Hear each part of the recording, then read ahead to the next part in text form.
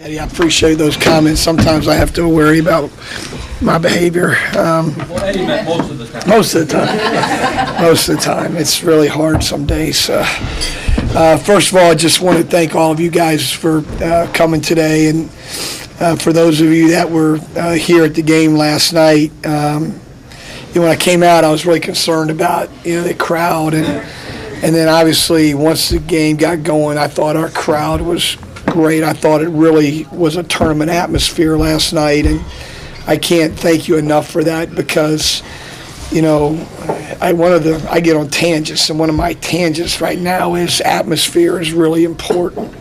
When you look at the bracket buster and saw some of those atmospheres, it really made you take a step back and say, wow, that's pretty impressive. But it was a great game last night. First thing that just when Bo was talking about, we honored our seniors last night, and poor Ray's mom was sprinting to get here when the game tipped off, and she got here, thank goodness, and it was great getting a chance to visit with her. Ray's having some issues with his feet a little bit right now, so Saturday we felt like he could not play, and so we talked about it some yesterday, and then but his attitude has been great. Chad, I started Chad, and I know we were talking about a minute ago. Chad has always been capable of doing what he did last night. It's just we've got a lot of bodies at that position. So, but I was very pleased with Chad, and then, Andy, Andy's great. His his family has never seen him play. Last night was their first game that they've watched him play in the United States. I mean, that to me is just an unbelievable thing to be able to have them come and, and they don't speak English. You just nod your head a lot, I said, Andy needs to study harder, right? Nod your head a lot. But it was great seeing them. And then, Mantoris, for him last night, I kept trying to figure out, I know Tom did too, how many people he going to bring out there. He had a boatload, it's funny. So he sent me this text. I mean, guy's such a softie. So he sends me this text last night at 11:30. Thank you for believing in me. And I'm like, go to bed, thanks and all that. But, he's not he's a quiet kid. And he's just been an absolute pleasure to coach. I told somebody the other day on Sunday, you got something special when you're in practice and you just say, wow. On Sunday, I was watching him work in a drill, and I just said, well, I can't believe what you're doing right now. I mean, it's just unbelievable to me. And so, I'm going to really miss him. He's a great kid. Where I was going with that, I was reading this thing called The Winter Within. I don't know if you guys have read that book. So anyway, I'm reading to them about a different era, an era in the 60s, and in the 80s. And it was when Boston beat LA 148-114. And I kept saying how Pat Riley called out Jabbar. And I was talking to my players. Some guys don't know who Jabbar is. They don't know. You're getting older here. So, but it was interesting because the first chapter in that book is called The Innocent Climb. When you win, there's an innocence about winning. As kids get so jacked about winning. Well, chapter 2 is called The Disease of Me. The disease of me equals the defeat of us. And that's what I read to them. And I gave them examples of disease of me. And so I think we've came through that pretty good. But,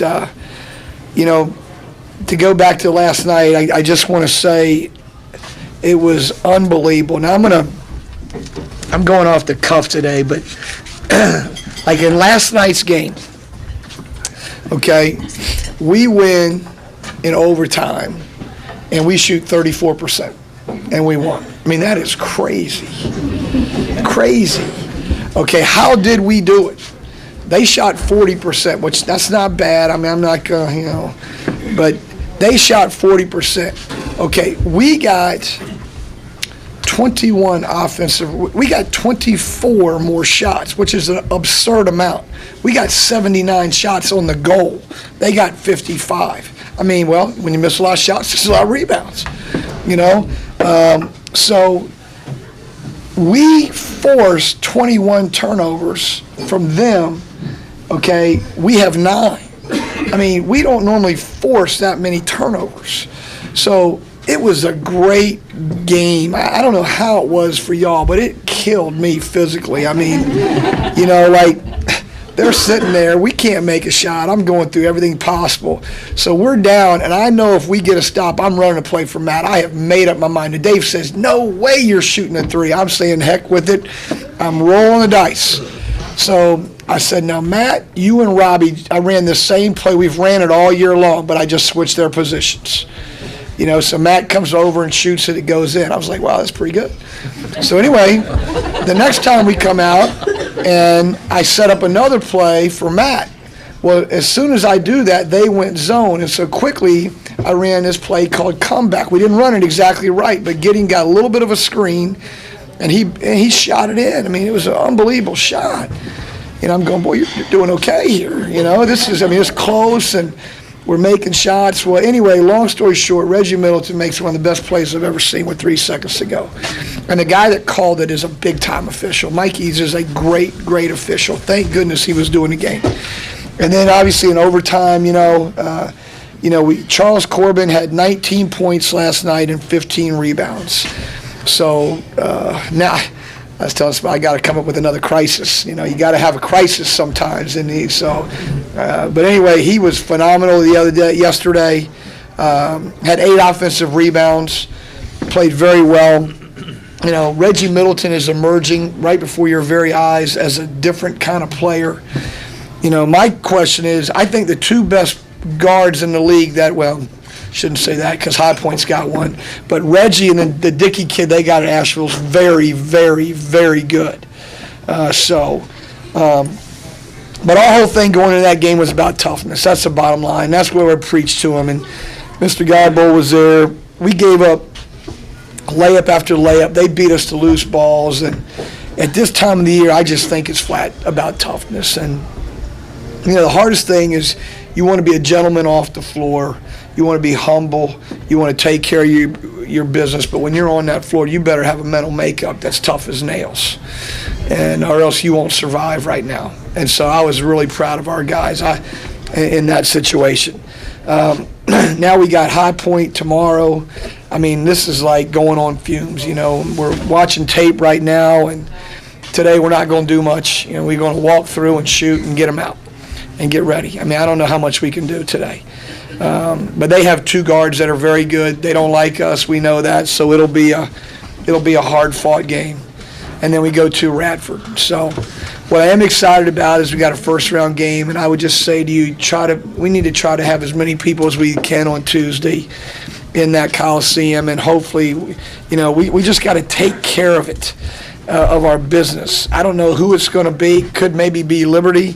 But I will tell you this, 4 weeks ago, I kept telling our team, you got to be first, second, or third, okay? If you don't win it, you want to be able to play a neutral game in that semifinal round.